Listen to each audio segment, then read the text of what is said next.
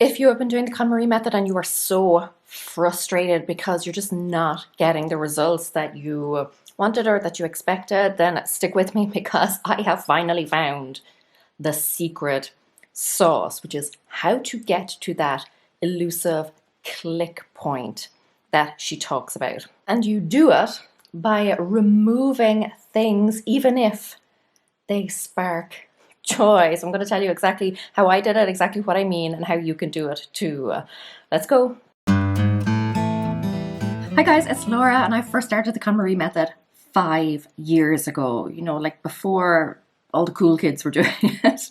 But I was so frustrated because never in all of that time did I reach this click point that she talks about. I mean, honestly, I barely even reached it. So I decluttered so much of my stuff, but I still felt like I had too much. My space still felt cluttered. But then I cracked it with this desk. And today I'm going to be seeing if I can replicate it first with this bookcase over here. And also I'm going to be sharing how I did it. It was a struggle, but I figured it out. So as I mentioned, you do it by removing things, even if they spark joy. And at this point, you might be wondering, like, okay, but how do I know the difference between the stuff that sparks joy that stays and the sparks joy stuff that goes? It is all about context. It's all about the environment in which you're using it, like why it should be in that space. Because I found that there is a huge difference between things that spark joy and things that spark joy in that space. Everything that was on my desk previously technically sparked joy for me, but the desk still felt cluttered.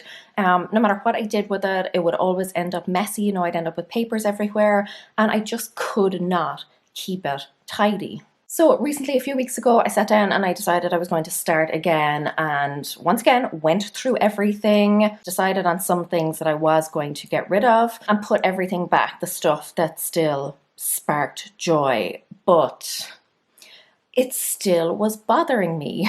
So what I did was I started to take things away, and that is when I realized that that was the magic. Like, that was what I was going to do it. I took things away, and even though they do spark joy for me, they just were not working on my desk. At this point, when I cleared off my desk, to me it was looking a little bit sterile, even though I felt that I had reached that click point, kind of. I could almost hear it. I knew there was still something missing, and I knew it had to be a plant. When I looked at it, the desk looked too white and too bare, and I just needed one thing that was going to brighten it up a little bit and make it feel a little bit more like vibrant, I guess. So that's what I did. I went out and bought myself a plant, and that was it. As soon as I put the plant in the space, click. I have had this set up now for a few weeks, and it has been so much easier to keep tidy. Like, at the end of every day, I put things away, and I don't know why I wasn't doing that before, but for some reason, like, this is it. This has clicked for me. So remove things, even if they spark joy. Think about the context, think about your space. For me, it's usually decor pieces, things that are really just decorative. I find that removing those really makes a big difference. So you can get down to just like the bare essentials, like the utility stuff, and then slowly, one by one, you could add back in some decor pieces. Be solutions focused, fix the annoyances. We will all have little annoyances in our spaces. Some of them can't be fixed, but do as much as you can, and then you will reach the click point. So, being the good little scientist that I am, I want to see if I can replicate that feeling with this bookcase. You can see that there is some stuff on the floor here that has been waiting to go up on this bookcase for a while. This just feels really cluttered to me still. I also have some stuff on this desk over here. Stuff has just been piling up. I'm hopeful, but I'm not sure this is going to work because this is such a bigger space, and I think bookcases, unlike desks, kind of require a little bit of styling. I guess there's a little bit more involved. So I'm not sure how this is going to work out, but I'm excited to at least try and see if I can hit that click point again. Let's go.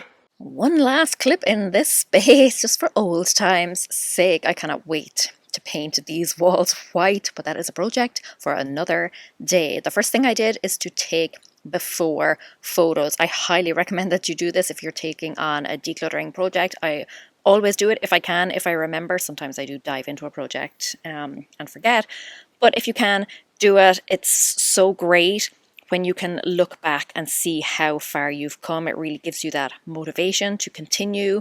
And actually, as you will see later in this video, this proved exceptionally helpful for me. It only took a few minutes to remove things, and as I was going, I was just trying to kind of visualize how I wanted the space to look. Obviously more decluttered, just cleaner, lighter, more airy in general. I also cleared off my standing desk, which did add to the pile, and then I gave everything a good clean.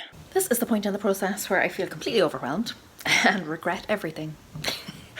So what I'm going to do is basically try and go through everything, see what sparks joy, separate it all out according to color, and just try and get really honest with myself about what I actually want to put back on the bookcase and what, you know, belongs somewhere else or I just don't have a home for. So let's just get stuck in.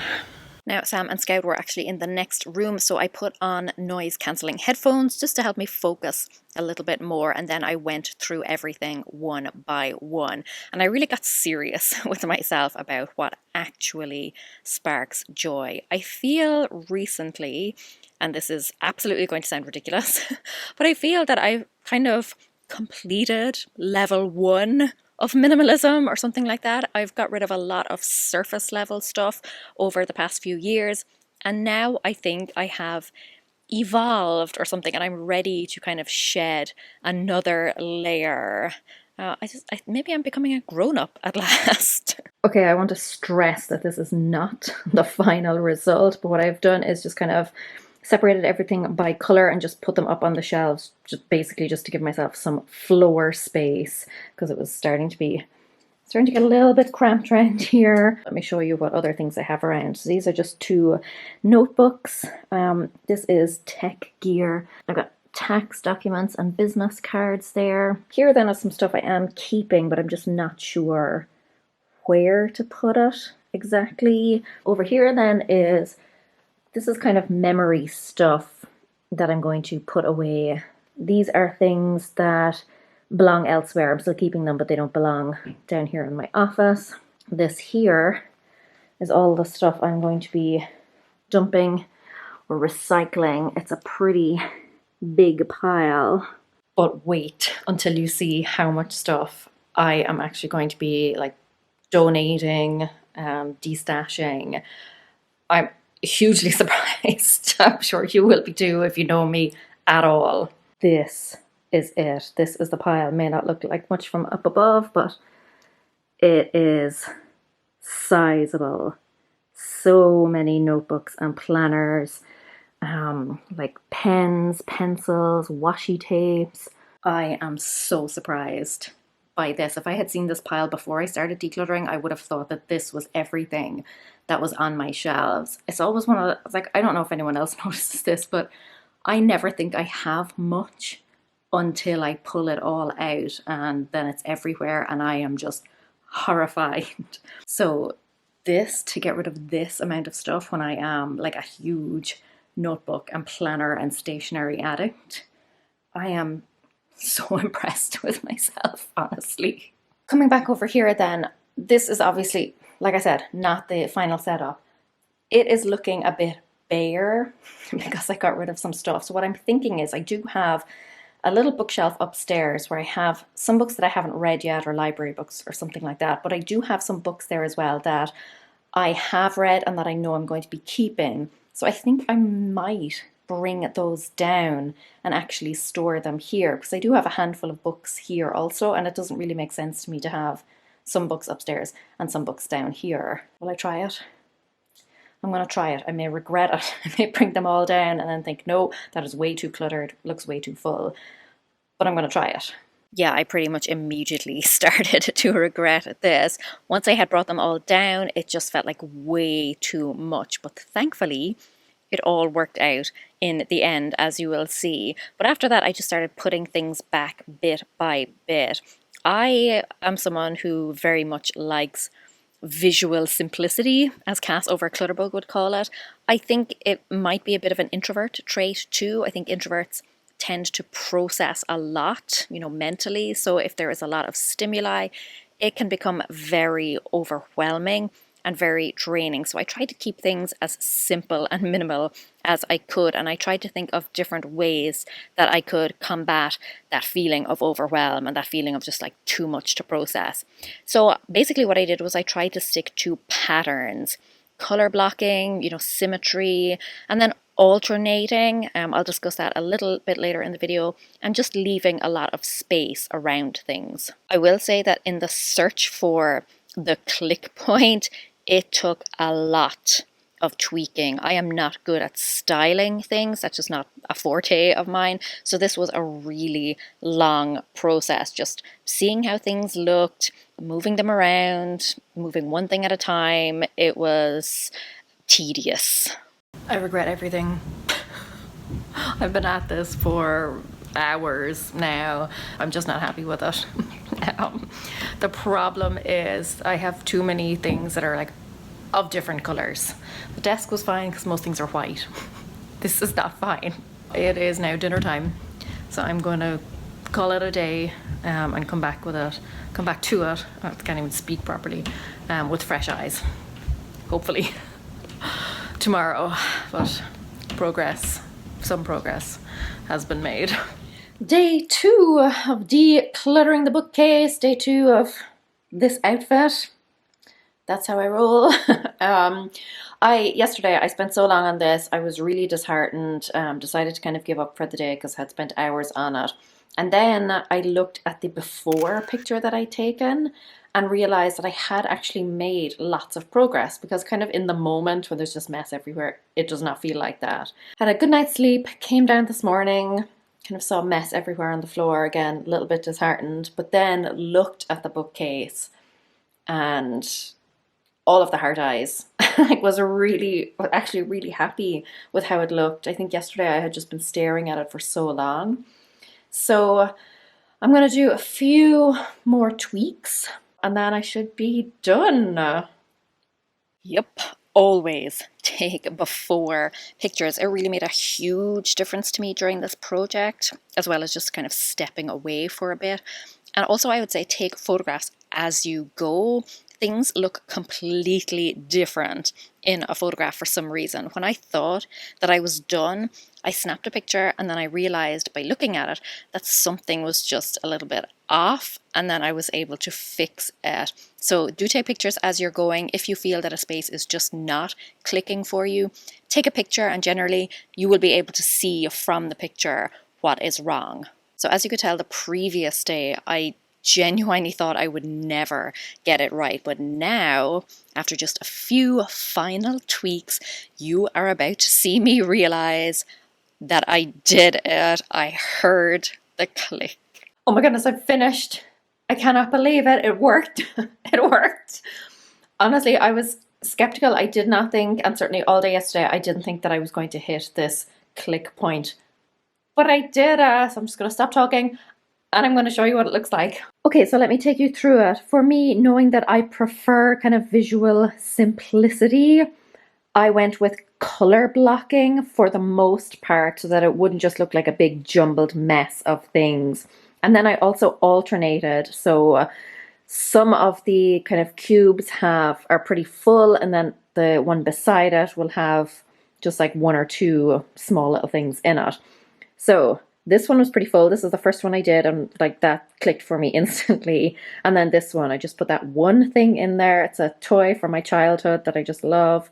And then again, I filled this one up a little bit, kept this one a little bit more empty, etc. all the way down. I also tried to keep the kind of darker things towards the bottom. Like if I have all the dark colors on the top, it just feels top heavy. And then yeah, it was just kind of a matter of, like I said, color blocking things. Tried to keep it kind of again symmetrical. Again, this is just me. Those are the things I prefer. But yeah, a lot of it was just kind of messing around with it until I got it right, but that took a long time. Let me show you what's in actually these cupboards at the bottom.